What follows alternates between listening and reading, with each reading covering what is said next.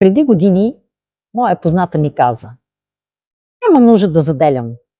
Съпругът ми се грижи абсолютно за всичко. Добре, но една малка заделена сума за теб може някой ден да ти даде спокойствие. Тогава тя не го направи.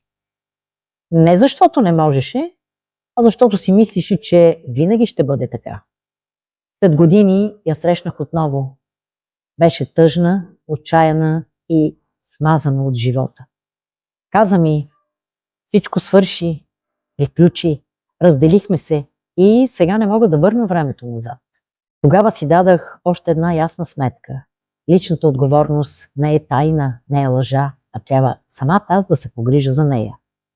Тя е уважение към самия теб. Тя е право да имаш опора, дори когато животът ти поднесе такива изненади. Затова ти казвам, не чакай да стане трудно, за да започнеш да мислиш за себе си. Сигурността започва в момента, когато самият ти започнеш да се грижи за себе си за утрешния ден. Затова, ако искаш да започнеш с малки стъпки, но спокойно, пиши ми план и ще ти покажа как.